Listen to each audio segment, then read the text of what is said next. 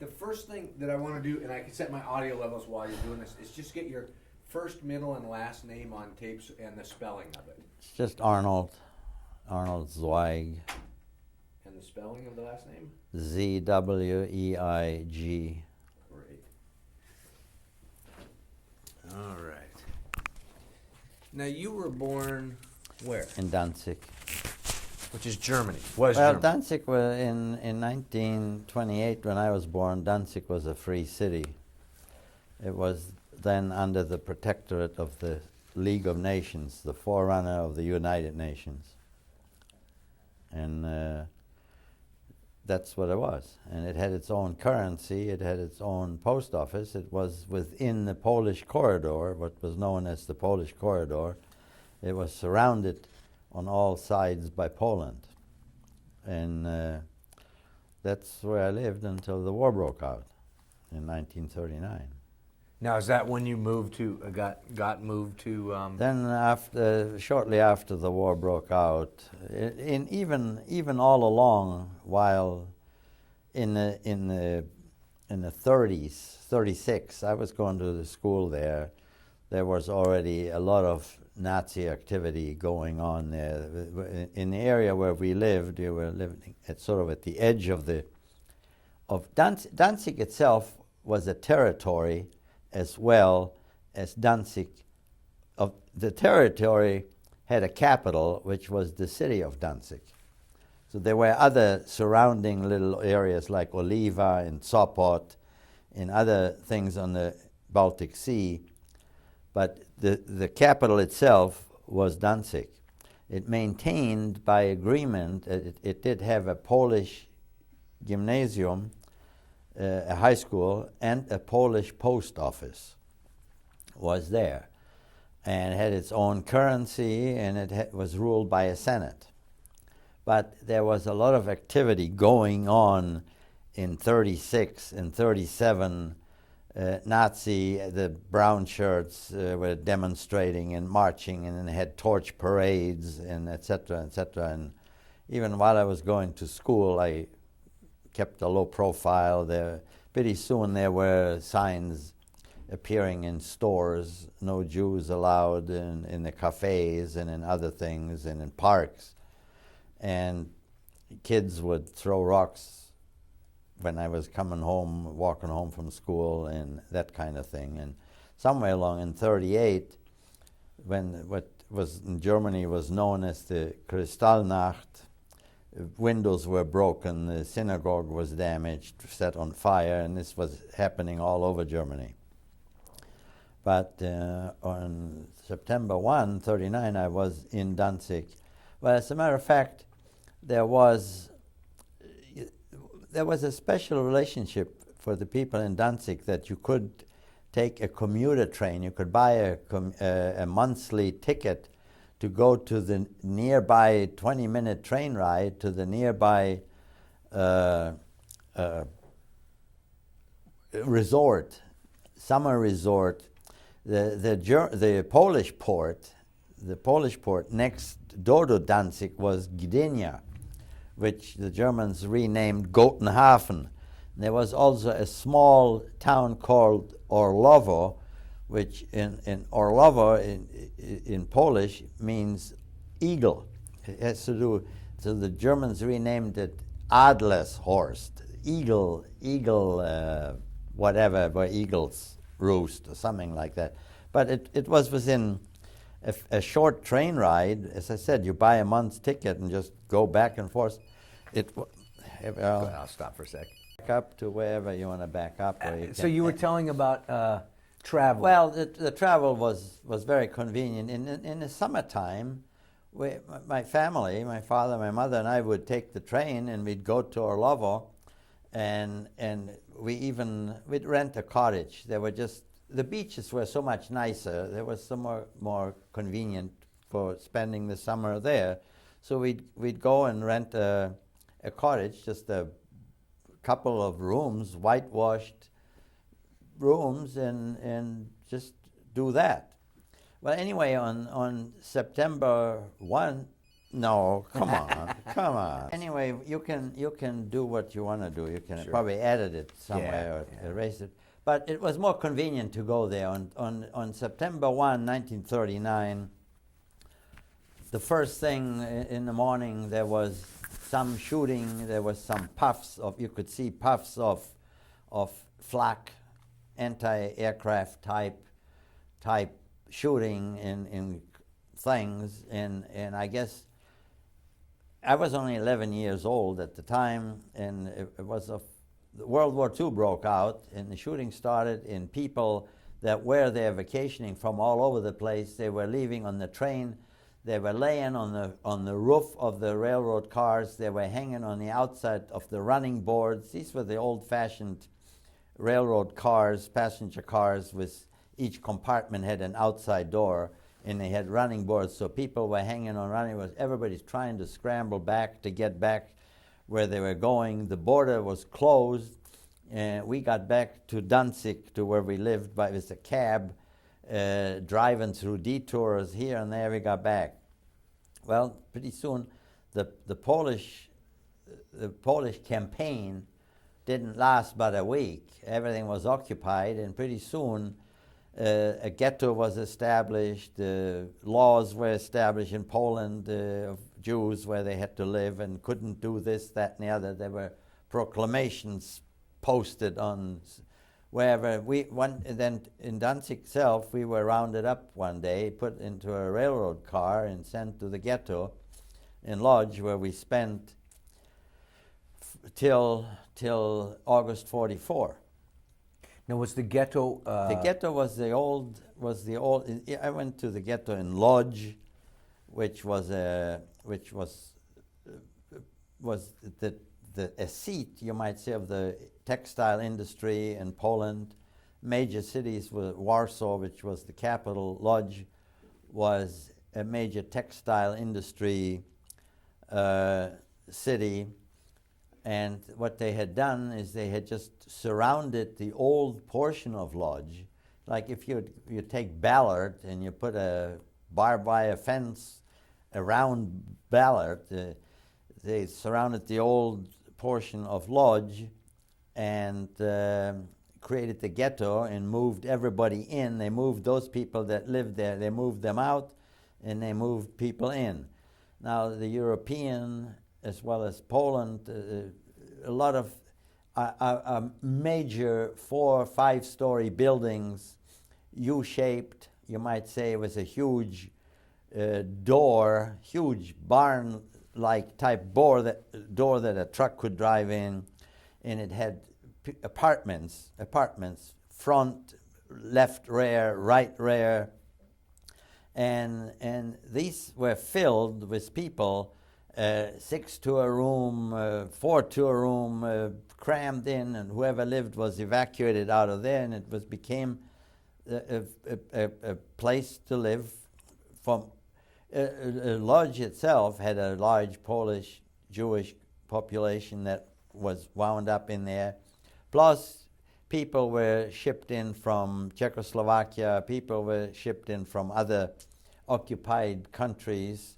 And we wound up in there, and in the best of my recollection, which I've confirmed by digging out, I found a book with photography, a big, huge book about the Lodz ghetto.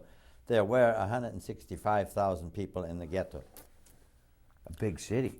I mean, a mid-sized city. Oh, the city was big, and this is just the old portion of the city that was put in with barbed wire fence. There were factories established. There was a square in the ghetto, which was the interchange between the German and the ghetto authorities. There was ghetto authorities established. There was a ghetto police. There was ghetto money, and there was an interchange between the German SS, Gestapo, whatever German management and the ghetto management, where anything took place. There were factories established, apartment houses were converted into into factories. Walls were broken through, sewing machines, and you name it, the ghetto people could produce it. There were factories making shoes, there were factories sewing uniforms, there were factories, metal factories working. Somewhere along the line, in 19, I don't know exactly whether it was 41, 42, somewhere along the line, there was some kind of an action that all children up to a certain age were to be handed over to the Germans. And nobody handed over any children, so they said, well, at least the ghetto police couldn't accomplish this task, so they said, well, you can't, we will. There was a curfew that lasted for a week or so. They came in with lorries, surrounded a block of houses, came in, made everybody, fired a few shots, made everybody come down into the backyard. Remember, these buildings are U-shaped, so they each had a courtyard in the back. Everybody line up.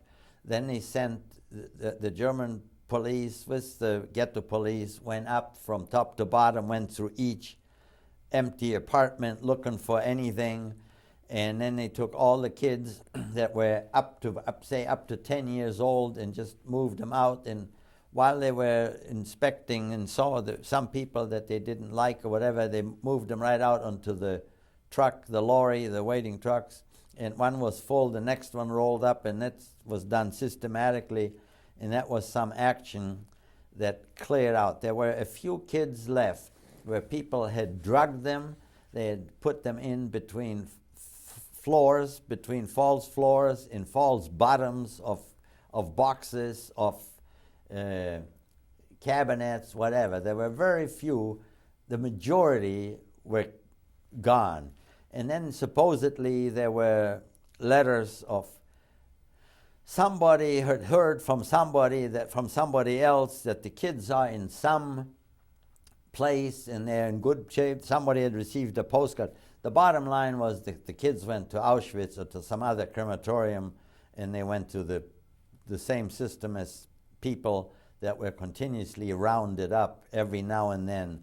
There were people in the ghetto that received notices that they had to show up for work, or they had to report to a certain station. They supposedly go on transport. The transport was that they went to some Auschwitz, Dachau, Bergen-Belsen or someplace, and they were eliminated. Now, the whole system was, the ghetto was supplied with food via ration cards. The ghetto was divided into precincts. Each precinct had its own so-called store where you would get your ration every 2 weeks with your coupons, and you'd get one loaf of bread per person, like 2 kilograms, 4 pounds per person every 8 days, and you get 100 grams every 14 days. You get maybe 100 grams of brown sugar, 100 grams of oil, 2 liters of vinegar, 2 pounds or a kilo and a half of soda, washing kind of soda. The groceries was a starvation diet. You get maybe some potatoes, and that happened in the system. The way it worked, if the people that were supposed to go on transport didn't show up, they were simply sent a notice to their precinct supply store, crossed their name off the list, so they couldn't come with the ration card and get any more rations. So what happened, a lot of the people that had large families, they wound up that 7 people were feeding 8 people. They just shared, and whoever they were after, many people didn't sleep in the same place the same night because they were looking for them, and they were walking around with their face bandaged like if they had a big toothache, so they wouldn't be recognized. The one way or the other, people were rounded up continuously. During this process was always going. But that's the way it was. I wound up working in a metal factory, zinc plating, nickel plating, etc. We were making little steel. We were making grommets that go like it's a big rivet. It looks like a tiny little hat without a bottom, and then it has a plain ring that becomes the rivet portion of these grommets that go into tarps, like big military tarps for trucks and all of that. This all had to be, we zinc plated millions of them. Okay, that's what I was doing. My mother was working in one of those apartment houses, broken through walls, turned into a factory, standing on the second or third floor there in a big room with straw, braiding straw into a braid about that wide in so many endless yards that were put into coils. Well, these straw strings were sent to some other place where they were sewn together with carpet needles into boots that were to go over the military boots for the soldiers on the Russian front to keep their feet from freezing. And other people were working in the same kind of converted, making uniforms that were convertible uniforms. They were white on the one side, and if you turn them out, they were green, the typical German army uniform. Again, the white was for the snow countries, for the Russian front, and everything was made that, fine. That's the way that ghetto life was. It was a starvation diet, and there was no communication with the outside world. We had no communication. We didn't know anything about anything. So this went on until sometimes in 1944, towards the middle of 44, like in July, there was another mass type of, well, there was another communication that was sent, and Germans came into the factories and said, well, the Russian front is coming closer. That's when we heard that the Russians were involved, that there was a Russian front, and since you have been working with us, contributing to the war effort, if the Russians come in, you'll severely punish. Therefore, we have decided to relocate you, your family, and the factory intact to a safer place and come to a relocation center. Well, that was good for a few days. A few people went to the relocation center, and that didn't end. That didn't work very well. Then they came out with an incentive. You're going to get 10 pounds of sugar, and you're going to get this. The end result was that another curfew was established, and people were systematically rounded up, block by block by block, into the lorry, out to the train station, on a railroad car, and away to someplace. And yes, they were relocating the factories. Yes, they were taking the machinery. They were dismantling the machinery.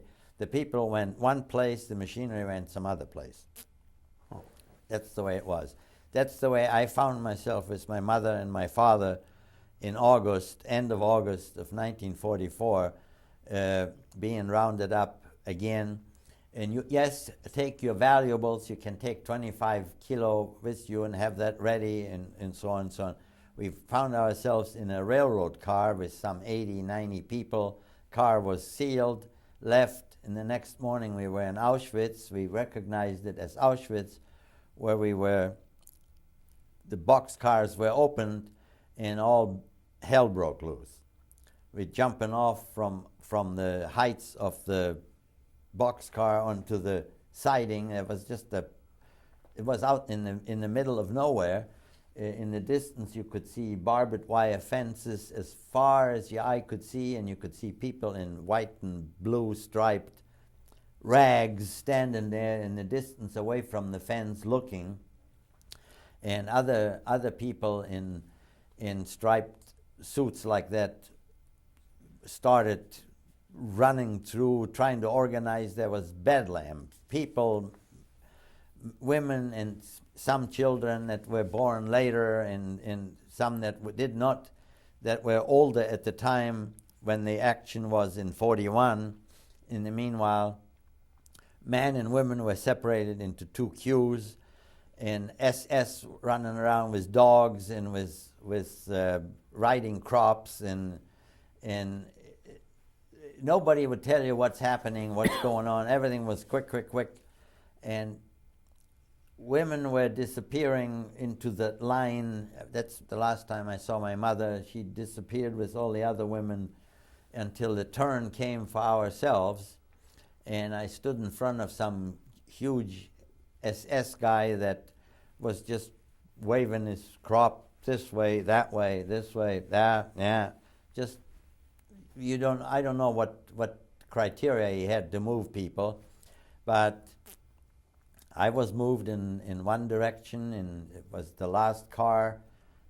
The railroad car was there. There was the railroad track. I started walking in that direction towards the woods. There were brick buildings with brick chimneys you could see in the distance. I was walking in that direction. My father was behind me. He was going in that direction, and there was another SS guy that was standing there, and when I was walking and I approached the railroad track, all of a sudden he grabbed me by the back of the neck, by my collar, and yanked me back and asked me how old I was. Well, one of the prisoners that opened the cars that we had a chance to ask, what's going on, what's going on? All he told me is, if they ask you how old you are, tell them you're 18, and don't tell them you're father and son, or just tell them you're 18. That's all he said. Well, when this fellow stopped me, I came to attention, looked him straight in the eye, and told him 18, and he took me and just shoved me over there with all these other people, and I just ducked and ran and tried to hide amongst the people going in that direction. And that's the way I wound up going to the processing into the camp. People that went that way went to the straight to the crematorium. They were gone that day. Where did your dad go? He went that way, and in the meanwhile, he was hesitantly walking, looking back what is happening to me, and I just joined him and ducked in with all the other people that were going that way, and just kept my really low. I was 16 at the time, and most of my heights that I have reached after the war. I grew a full head after the war, so I was scrawny and small in the first place. And I just, what reason, how and why, I don't know. I just managed to go through. We wound up all day on a parking lot, sitting sort of on the ground in front of a T-shaped brick building that was the delousing, the processing station. And I guess we waited for the women to be processed. And after they were done, we went in there. We came to the first room where we were stripped naked. The only thing they told us to keep was the shoes and belts, or glasses if you wore them. And then we went to the next room, which was a long hallway where they had barbers shaving your hair. All your body hair was shaved, and you were moved on and moved on. And all of this took hours. By the time we went through that building, got shaved and all that, we took a cold shower, came out the other end wet, got a towel, then we came back, and you walked past a stack of pants, jackets, and some sort of home sewn together rag that's supposed to serve as underwear, and two pieces of booty shaped material sewn together in the middle to form a booty to be as a sock to wear over your shoes. And by the middle of the night of who knows what, the moon was up, we were out back on the other side of that building on another parking lot, standing in rows of 5 until we literally dropped to the floor and just sat there till in the morning we were marched into one of the camps. Auschwitz, there was barbed wire. As I told you, as far as you could see were barbed wire there was one camp that was A camp, C camp, D camp, E camp. There was just one next to the other. They were separated by concrete curved pillars with about 20 to 23 strands of barbed wire. On each concrete pillar was a floodlight, and in order to not get to the light, there was another separate lower barbed wire fence, 2-3 feet on this side as well as on the other side. Supposedly these fences were electrified, which I wasn't about to find out. At the corner of each of these rows of fences was a big tower, and I'm sure you've seen movies of this, sort of a square lookout with a guard and a gun that you could look down this way and there was one on each corner. Inside this enclosure of one camp, there were about 36 barracks, even numbered this way and uneven on the other side. Each barrack before the war was a stable for the Polish cavalry for horses. It was actually housing horses. There were, at the first night that we got into one of these blocks, as they call them, there were about 1,200, as good as I remember, there were about 1,200 of us in one of those blocks that normally held not more than supposedly 40 horses. And we were in there, and then the capos, the block leaders, took care of what the SS didn't do to you, the block leaders did. The block leaders were mostly Polish of origin, and they were Polish criminals. They were real criminals. Homosexuals, which was outlawed. They were in the camps too, but they were block leaders. So the whole system was set up that anybody that hated anybody else, put them together, so they'll do the dirty work as well. Some of the Polish capos were worse than the SS. Same was true for some of the Ukrainian SS. They were worse than the German SS. That's the way that was. Now, we spent there, we were counted at the crack of dawn. The first night we were in there, I tell you that what they did, they took shaggy rug type blankets, spread them on the concrete, and people stood in rows of 5 until they dropped. And there were 1,200 people. If you can visualize a bucket with fish, how the fish lay in the bucket, that's the way we laid on the floor in the barrack. And the barrack was sealed. There was no place where if you had to go to the bathroom, it was difficult. As you entered the barrack at night, you got a chunk of bread and a piece, maybe a spoonful of substitute artificial honey, and that was your thing. And you slept at night on your shoes, hugging your bread, because you wasn't sure that you're going to have it in the morning. When people want to survive, it doesn't matter whether it's family or not family. The instinct to survive is greater than any family ties. And at the crack of dawn, you'd go out, you get counted. You didn't have a name, you didn't have a number. It was just so many people lined up for counting. And when you were all at attention and counted, the SS came with his clipboard, and the block leader reported to him so many prisoners for counting, and he checked them off, and he moved off to the next, and so on. If the count was not right for one reason, there were too many people. You didn't have any place that was home. You didn't own anything. So if you stopped in another barrack, and you said, well, I'm going to be in that barrack, you didn't have anything that you forgot to pack and take with you. So when it came to counting, and one block leader said, hey, I've got 10 people too many, and the other said, I'm 5 short. Well, they took the first 10 rounded them up, or the 5 says, "You 5 over there." So they got moved over there. Some poor old man was in a barrack where they had a row. The barrack was nothing but 30 holers to relieve yourself in one long sink with a trough of water running for washing, and somebody passed out and didn't make it back to the barrack. Well, we were short a number, so they finally found some guy passed out in the toilet barrack or somewhere.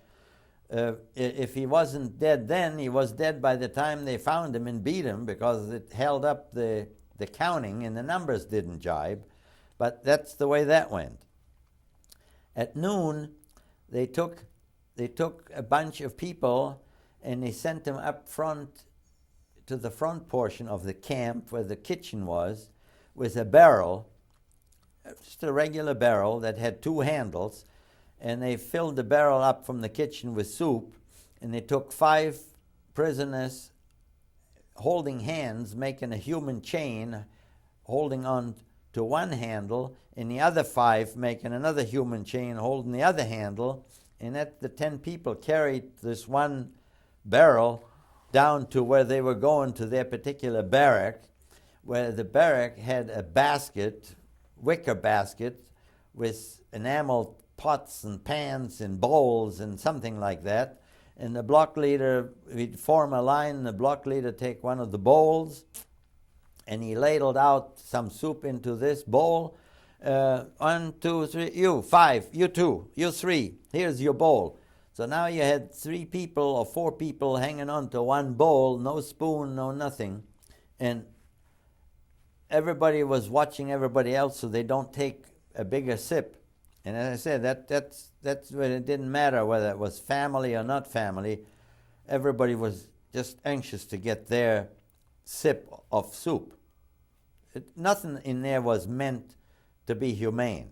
It was all devised to degrade you to the lowest. And if there was quarreling, the same thing was in the morning when they brought this so-called black hot liquid that was coffee. People being people, they were fighting and shoving and pushing. Didn't like it. He took the whole barrel and dumped the coffee, and nobody got anything. That's the way that went.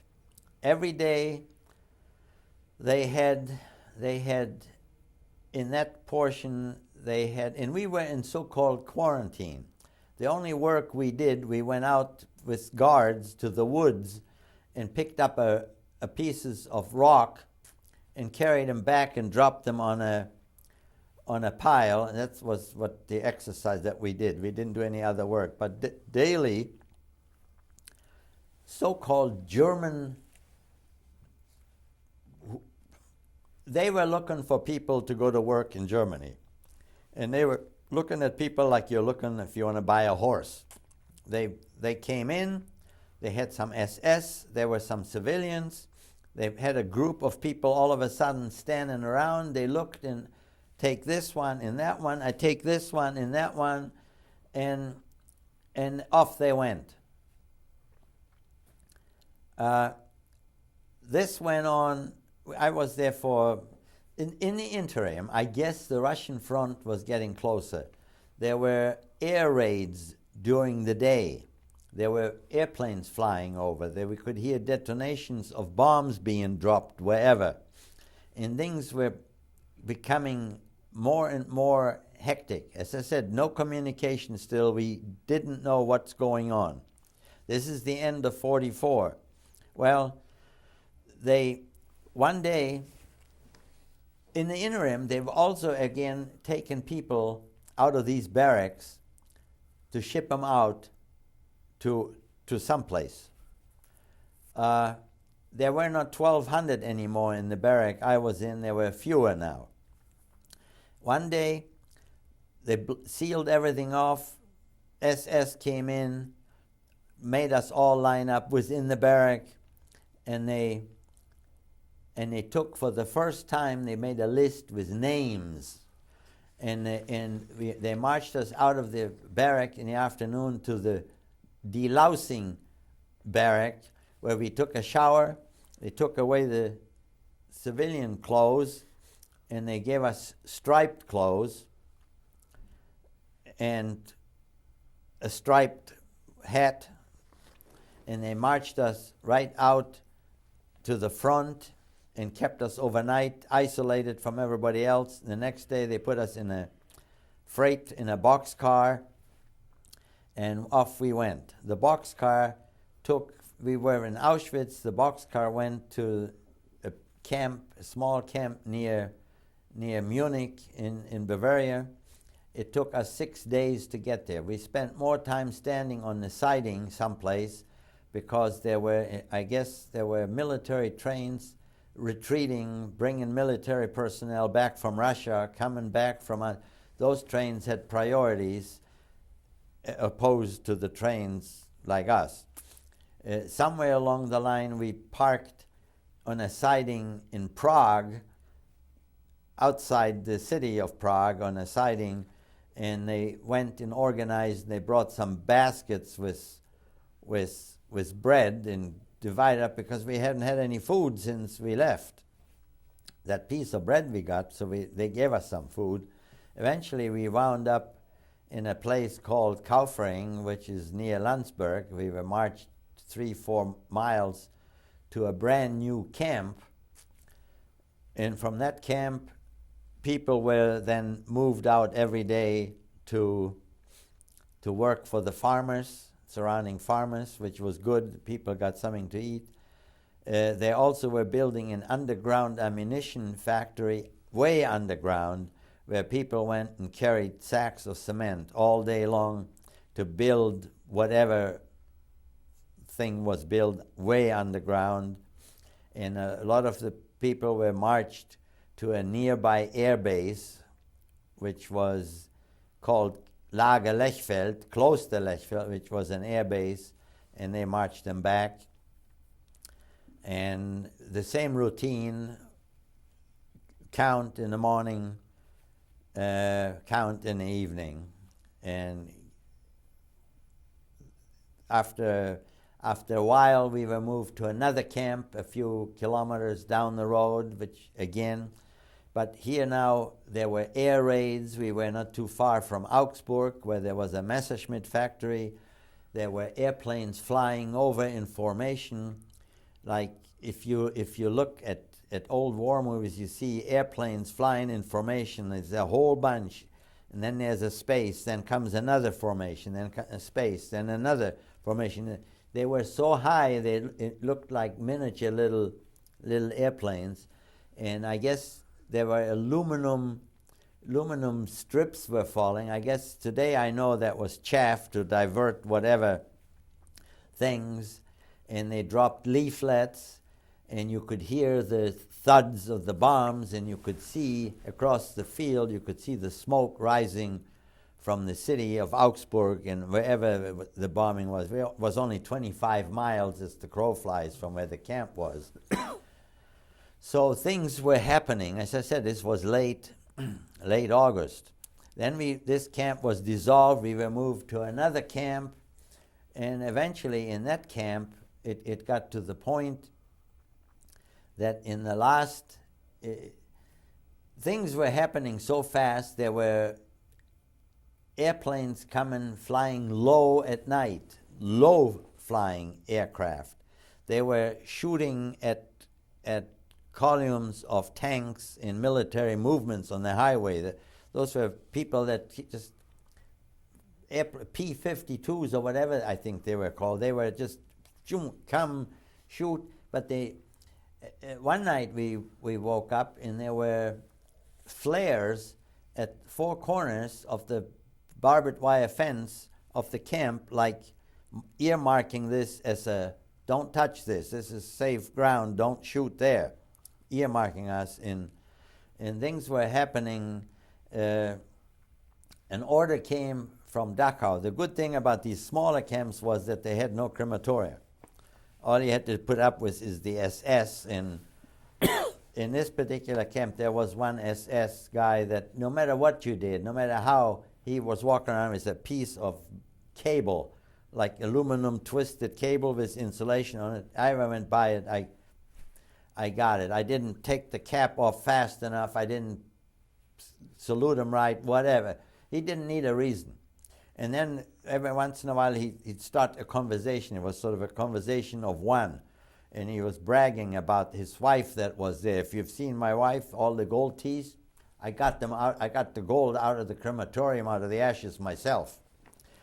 And he'd make statements. Well, if the two of us, only one of us is going to leave here, and he kept pointing to his revolver, and taking the revolver out like.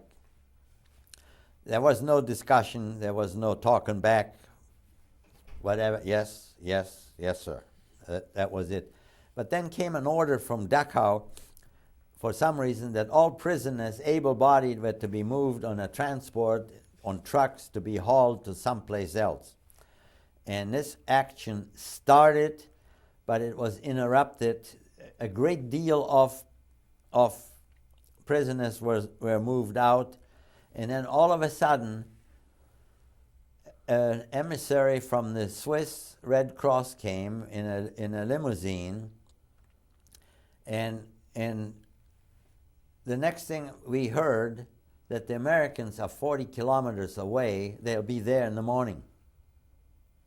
And by God, the next morning there wasn't a single SS. There wasn't anybody there. The gates were open. Everybody was gone. And that's the first we heard that Americans were even. We didn't hear about D-Day. We didn't hear about Pearl Harbor. We knew nothing. So then there was nobody at the gate, so we walked out of the camp. We walked across the field. We walked to the highway. There were trucks after trucks after trucks with soldiers, with helmets, with netting on the helmet, with leaves stuck in it. They were going, and just waved at them, and we couldn't talk to them. And I jumped up on one truck and shook hands and tried to talk, and then I realized I can't go. I've got to go back. I mean, my father, who was still with me, was wondering probably where I am. So then that went on all day, and that was the 27th of April, 1945, when I was liberated by the Americans. History, hindsight's always 20/20. Now when you say Auschwitz, a majority of people know what it is. When you got there, did you have the faintest idea what this was? I hadn't the faintest idea what this is. I had no idea. When we were talking in the ghetto, we were kids. I remember I was 14 years old, 13, 14, 15, working in this plating thing. Railroad cars would come into the factory, and they opened a boxcar, and with pitchforks, they'd scrape out a boxcar full of silverware.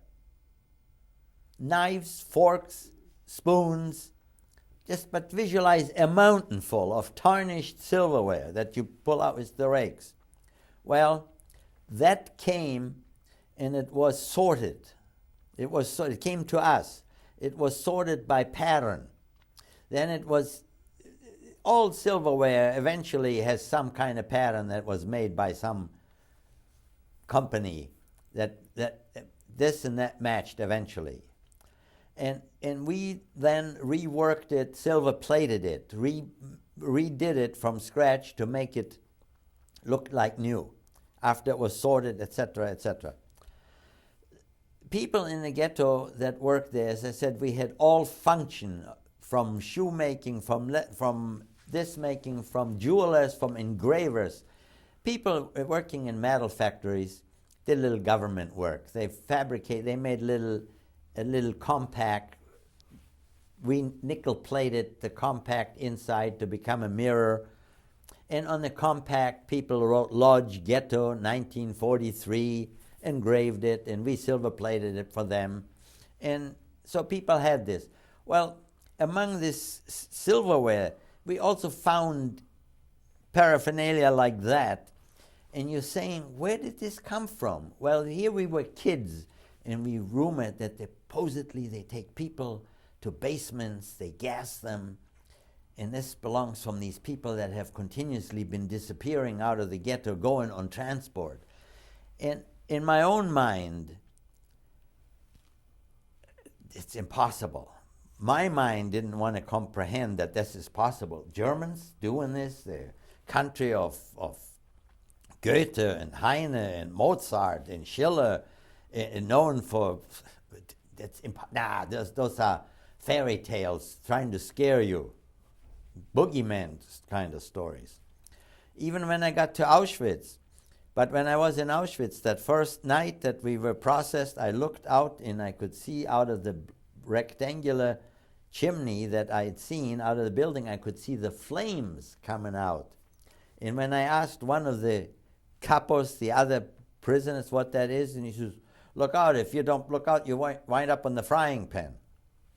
There were 4 crematoria in Auschwitz, and they were burning day and night, and you could smell the black smoke, you could see it in the daytime, and you could smell the smell of it.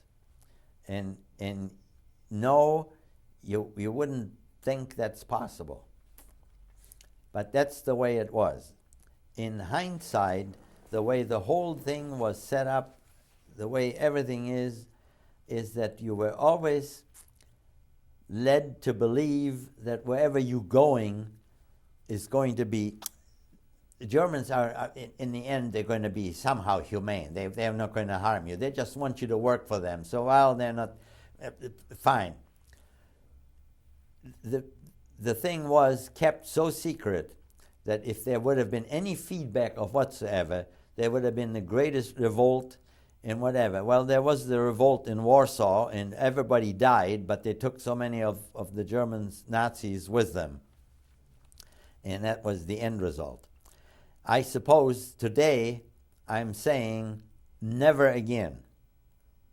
I will never go, and that was the big question that the Israelis that were born in Israel, the so-called Zabras, they asked these questions at the Eichmann trials and at the other trials after the war.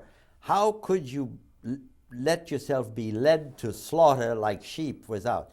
Well, the European Jewry was different from the native-born Israelis that grew up differently and thought differently.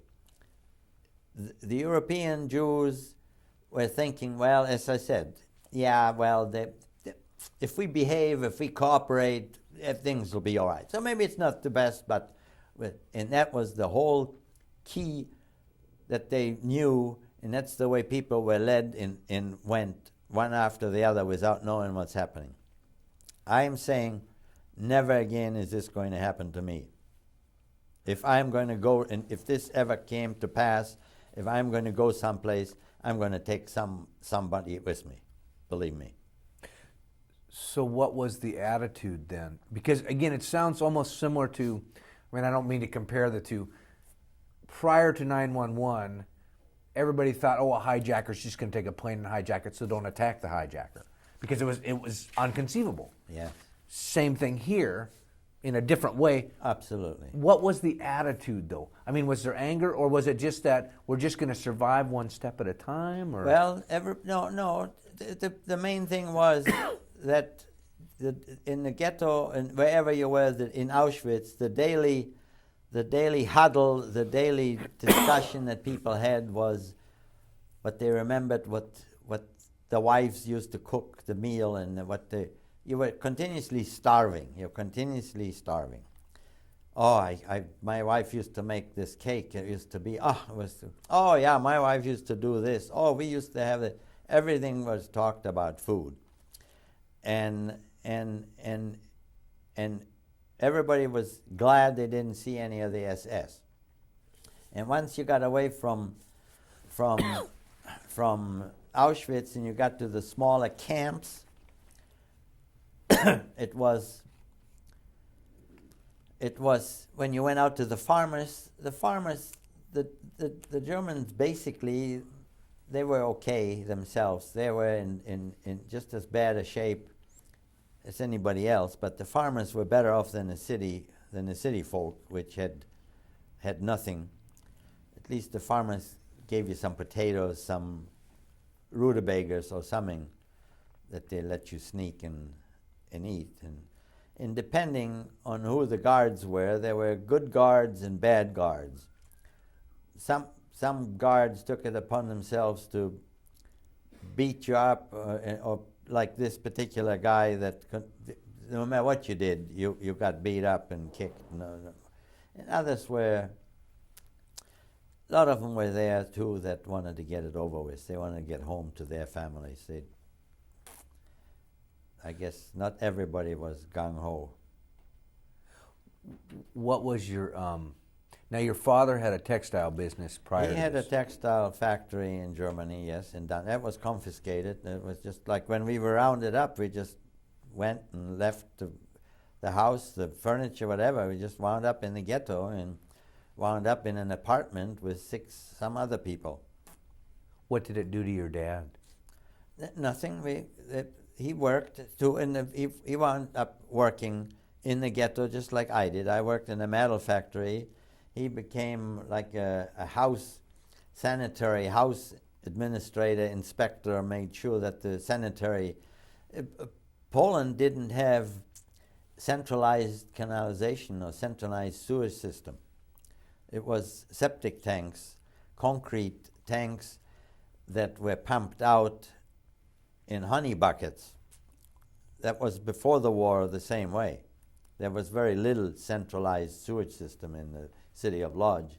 So the sewer septic tank, or the big concrete stuff, was pumped out, the liquid was pumped out into the gutter. The Polish main streets were cobblestones that were shaped, curved, with absolute very deep gutters on either side, and each house owner had a dozorca, a housekeeper, that had to whitewash every weekend with calcium chloride, disinfect, whitewash this, because at night they pumped out the sewers and it run down the gutters into some centralized, together with all the, you could see white and green and red liquids running in the sewers from the factories that who knows what color, but all whatever off wash was from industrial went down to down where the sewers went. So my father wound up in the ghetto supervising to make sure that all this is still to prevent outbreak of disease. And you had human sewage details that pumped out. And tell you the way they pumped it out, they come with a big tank on a four-wheel rubber-tired truck pulled by 10 human beings with belts. They hook up the hose into the tank where the sewage was. They take a spray can. They had a spray can. They metered out like so much gasoline. They opened the lid. They sprayed the gasoline with the spray can into the open lid, into the tank. They sprayed it in. Then he took a piece of newspaper lid with a match and threw it in, and that thing went boop, boop, boop, boop, boop, boop. The gasoline thing that was in there burned, but immediately it created a vacuum of the tank, and it sucked that lid tight. As long as it was burning, the lid was flopping open, but when it was done burning, the lid sucked tight. Then he opened the sludge valve, and it sucked in the sewage out of the tank. And then he looked on the sight glass, and he did the same. They repeated the same technique. They squirted some gasoline, atomized it in there, threw the paper in, boop, boop, boop, boop. And then they hauled it to some pit way out the outskirts of some place in the ghetto, where they backed in and emptied it. There was just a huge pit full of sewage, open pit. So the health standards were not. You must have had a lot of sickness on top They of it. did have sickness. A lot of people died. People died from malnutrition. Somewhere in the 40s, there was a severe winter. People were laying out on the field, frozen, waiting to be buried, and they had people there with fires, making fires over where the grave is going to be, to burn logs to create that the ground would thaw out, so that and people would notify on that day you come for the burial.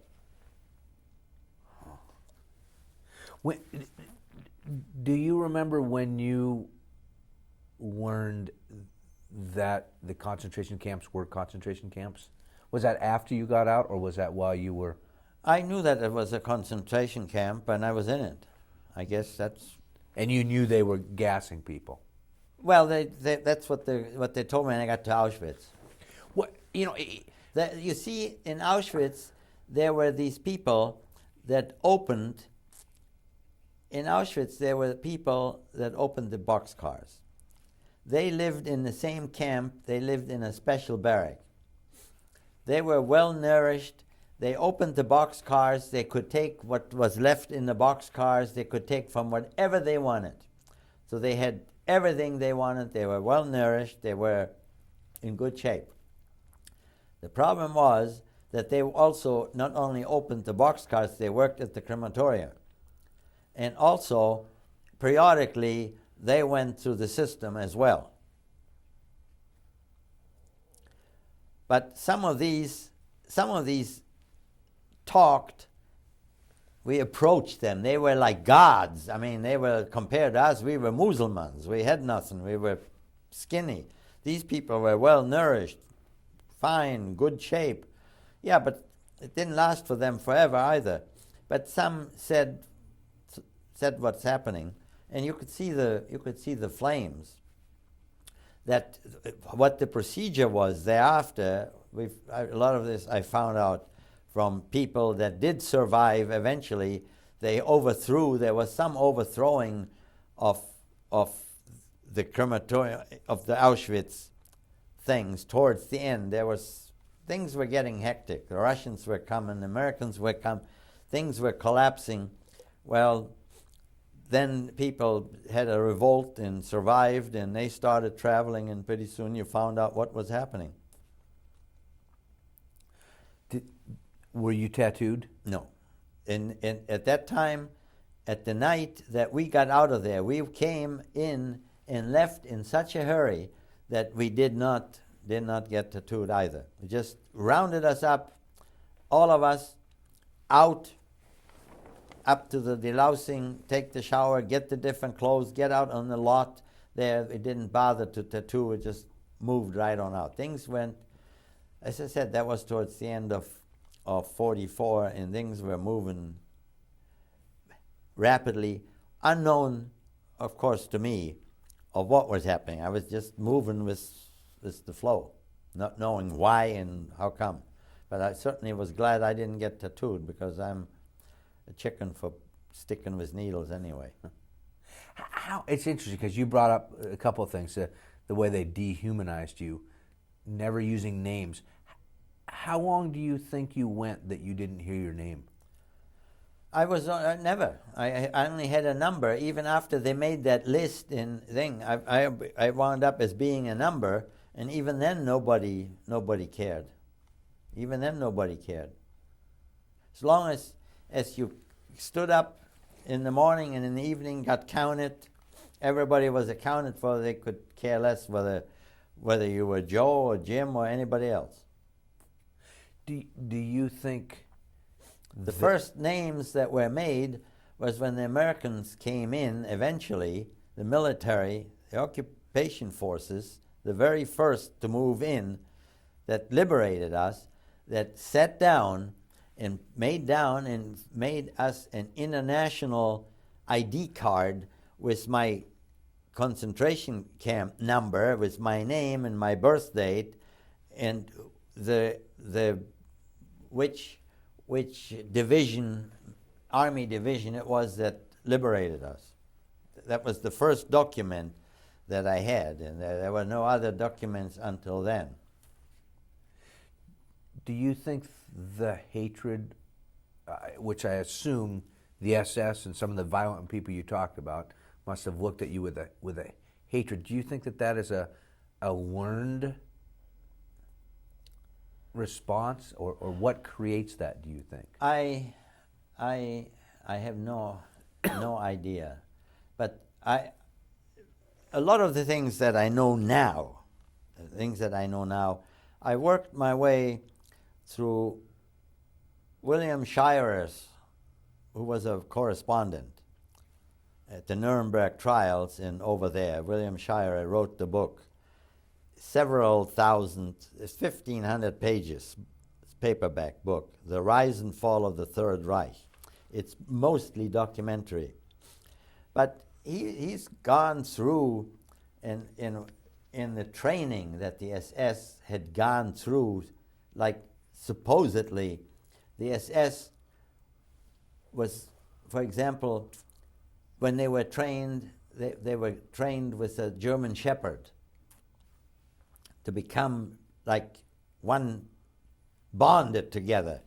But in the ultimate test of the guy, he had to kill the dog with his own hands to just prove that everything for the Führer. But this is what I read there, but I don't know. I think the people that wound up being in the SS, those people that wound up there, a great majority of them, I believe, this is my opinion, would have been criminals in the first place. And I guess people tend to do bad much easier than to do good. There were a few that were entirely different. There were a few that changed their minds perhaps too in the later days, seeing they could see the handwriting on the wall in the last few months that tried to do good. That has happened too. But in the camp, in a lot of the camps that were liberated, a lot of the camps of what I see from newsreels and what I heard from other fellow prisoners that started traveling from camp to camp to camp to trying to look for survivors, for relatives, etc. In a lot of places, they just poured out of the camp and went to town and just spilled out their anguish and let it out on the town.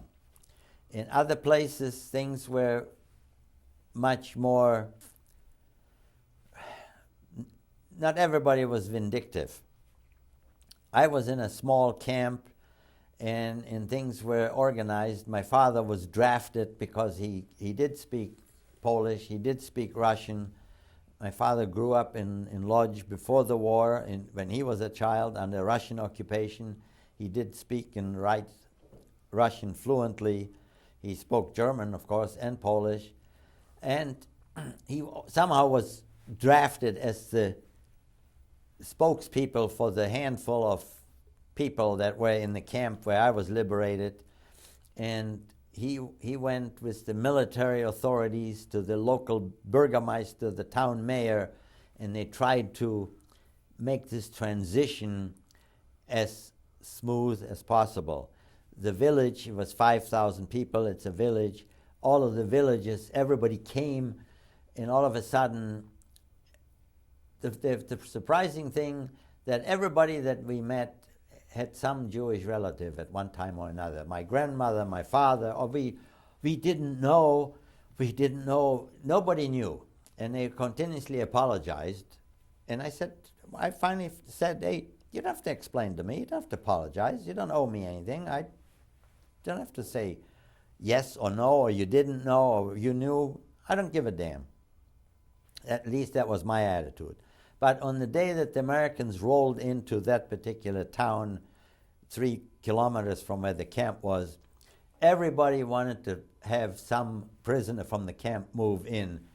Come in, if we have an extra room, you can live here. So everybody was absorbed into the village. And as I said, thereafter, wherever we traveled, oh yeah, my uncle was almost arrested was almost put in a concentration camp. my grandmother on my father's side was Jewish.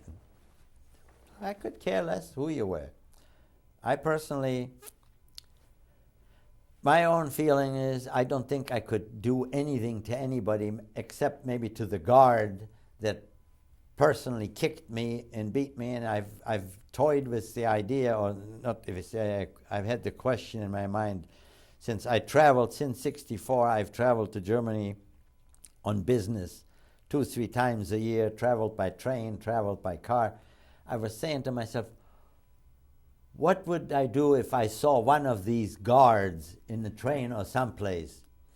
I guess maybe my first thought would be, maybe I'd go home and just slug him one. And then the second thought would be, no, I probably wouldn't. I probably would go and tell him, remember me? And that's probably what I would do. I'm not the kind of person that would do bodily harm to anybody. Let me interrupt. I got to just switch tapes. Just again, I'm saying you can't blame the whole population. You don't see that it was a whole country that. You cannot say all Poles are bad. You can't say all Russians are bad. You can't say all Turks, all Arabs. You can't do that. You can't just generalize. And as far as I'm concerned, I've made this speech many, many times to different schools. I've spoken to high schools. I've spoken to teachers, to Rotary Club, to Kiwanis clubs, Lions Club. I've always prefaced my speech in explaining to these people, a lot of them are of German ancestry here. A lot of kids have German parents, came over here. I don't want to give those kids a complex either. But when I'm talking about this, I'm not talking actually not about Germans. I'm talking about a political system that was known as Nazism. That was bad. Just like you can't say all Russians. Communism was bad. But I'm sure there were a lot of decent Russians that were just nice people, wanted the same things that you and I want. They just want to live and enjoy life. So you cannot blame, personally I cannot blame people that are younger than I am, that were born way after the war. What can I blame them? They didn't do anything to me. On the other hand, all along, I've had very few German acquaintances or good relationships with people that were a heck of a lot older than I was. Because the question was always in the back of my mind, well, were you one of them? Were you a concentration camp guard? Were you a Nazi? But people that were of my age and younger, what the heck? They were born after the war, and they had a different ideology. Even today, they think differently, but they also need to know of what happened. And it does get forgotten, doesn't it? I don't know. There was a long time Germany the education system tried to sort of brush it under the rug like it never happened. But it is not. There is some, as I see Israel and Germany have patched up, have some relations. The Germans have made restitution and trying to do this and that and the other. And they're very conscious of that period of time. And it is the newer generation that actually started asking the questions. It's the older generation that tried to not speak about it. It was the younger generations that wanted to know more about it, and they wanted to bring it out in the open. They wanted to know, and they are the ones, I take it, that have taken some steps for those things not to happen. And although there are still some of the old ingrained, we call them neo-Nazis, that you see here and there, but I hope that they will stay in the minority, and that the rest of the world's keeping an eye on them. Do you think the younger generation is bringing it up because they want to prevent it from happening again? I think so. I think they're ashamed of what happened, and they want to know, and they just don't want it to happen. They don't think it is right. I think, and again, as I listened to you create these images, different things that triggered my mind, it was your country. that took you as a prisoner. So when you were set free, it wasn't like, here, free, go back to your country. It was... I was already there. I've always thought of myself as from Germany, even though Danzig was a free city, but still the language was German. I always thought of myself as a German of Jewish religion. And that's the way it was in World War I. There were so many Jews in World War I that were in the service, that were officers, they were in the army. They were Jews, but they were German military people like we have in the United States. Now your mom was not Jewish originally, right? She converted. And your wife is not Jewish? She converted as well.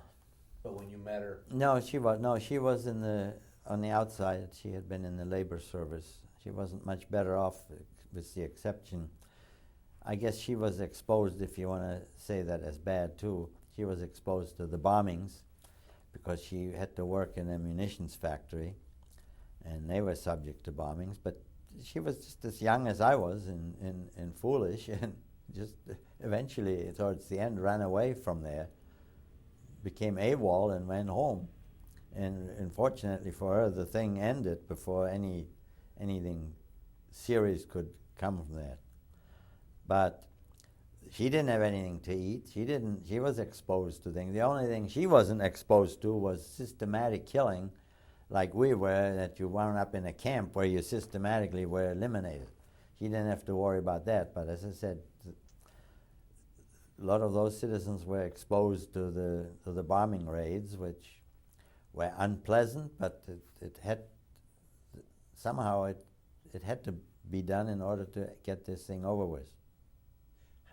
When you came out of the camp, had you lost a lot of weight?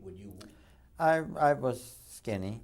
I was undernourished. I hadn't eaten an egg, drank any milk, had no butter for 4 or 5 years. Just the necessary staples in limited amounts. But somehow I managed to stay healthy. That, again, I don't know what caused it, but I stayed healthy. I wasn't sick. If you were sick, you were done. You're gone. So I took the first few months to normalize, to, as I said, we left the camp, moved into an apartment in the local town. My father engaged himself with the military authorities and the German authorities, such as they were, to try to repatriate these people that were from Hungary, wanted to go to Hungary, and those that were from Poland wanted to go to Poland. So he was trying to provide food, clothing. There was a local shoe factory that my father went and talked to, and the shoe factory donated so many pairs of shoes. There was a couple of railroad cars on a siding with bolts of cloth, of material, so that was distributed, and the people used the cloth to make clothing, to sew suits. So all of the surviving, many of the surviving men all had the same suits of the same color, of the same material, but they had clothing. And the local farmers and the population donated food and all that. So the transition was reasonably calm. And of course, my thought was, well, I had always, from as far as I remember, I wanted to be an engineer. So eventually the subject came up. I haven't had any schooling for all these years. I have to somehow continue where I stopped. So my father organized private tutors from the local population, and I went to their houses every day, spent every day getting fed with education that I had missed, until I got to the point by 1949, I was at the point where I could enter a regular high school as a regular student and go a year and a half to that high school and then graduate as a regular student with having brought up what I have missed. And then I graduated, and eventually I went to Munich. I got a scholarship I went to the University of Munich, study engineering. I studied there for a year. Then I did get a scholarship from Montana State University, and I came over to the States with the intention of staying here, and I stayed here and graduated and came out to Hoquiam on my first job on January 1955, and I've been here ever since. I worked 2 years in Hoquiam for Lamb Grace Harbor. You should know them. No, wow. And had the pleasure or displeasure of meeting Isabel and left Lamb Grace Harbor after 2 years and went to work for Simpson. Worked for Simpson in Shelton from December 56 till 83, 27 years of service. Last question, is there something that the history books is leaving out that you feel needs to be documented for generations that you and I'll never meet? I don't know what history books have in and don't have in. It's hard for me to tell you what's left out. I don't know. I don't see the history books. Is there something we need the future generations to know about what happened? Or do you think it's within your story that... I don't know. All I think that, and this is not my original thought, this comes from William Shirer, who said that the Nazis were capitalizing on the typical Jewish attitude of, well, if we cooperate, they're not so bad, it's okay, it's okay. That's the way they got us from here to there, from there to there, and from there to there, and eventually to there, always with the thought, well, you go into another camp, you're going to somewhere else, things will be all right. And Jews saying, yeah, okay, well, the families will be together, we'll be working, so we work for them. So we don't get so much to eat, but we'll survive until you wind up, as it is said, that even the gas chambers said that it was a bath. You take in a shower, and they had regular shower heads, and once the doors were locked and people were in there, cyclone gas came out of the heads. Even to that moment, was giving them the soap and the things, people were led to believe they're going to take a shower. So I don't know what else to tell you. Could it happen again? I'm an optimist. I want to say no. We need to do this, and we do need to preserve. The other thing is that I keep telling all our audiences that we in the States are fortunate that we can express our voices by voting, that we have the right to vote. We should, every vote counts. We should express our feelings by voting. You shouldn't say that my vote doesn't count. This was not the case in Germany. Germans, by the time Germany was where they were sucked into, and it was too late. When it was that the kids in school had to report that their parents had said something nasty, derogatory about Hitler, that you got the kids in school to turn in your parents, and the neighbors were turning, you couldn't speak to anybody. They had built a system not any different than what the NKVD or the KGB had built in Russia, where everybody was turning everybody in. And Hitler had based his thing on a fear tactic. Wake them up at middle of the night, knock on the door, arrest somebody, drag them away. Everybody was afraid of everybody. Nobody could say anything. So, and at the time, the only other thing is that I can see that at the time when Hindenburg passed away and Hitler sort of came to power, there was a void there. Hitler was a dynamic speaker. He promised this, that, and the other. Germany was in a recession. There was a big unemployment after World War I, and he promised all of this work and employment for everybody. So they fell for it. But by the time, but you had to belong to the party. If you didn't belong to the party, you didn't have a job, and people needed jobs. So by the time that people realized what is happening, I think, it was too late. They couldn't say anything. It was too late. They were just in the system. I'm sure there were a lot of the German citizens that, well, you know that even the army eventually tried to make a deal with the Allies. They tried to assassinate Hitler. They tried to make some kind of an honorable thing. Even they realized that things are gone way out of, but it was too late. It was too late, and you see what happened to them. Did you ever hear Hitler speak? Not in person, not any more than by recordings of what I hear after the war. So never over the loudspeaker? No, I never was anywhere there. Even if I would have had the opportunity, I was keeping a low profile, away from masses like that. Don't want to be seen in the gathering of 50,000 SS people.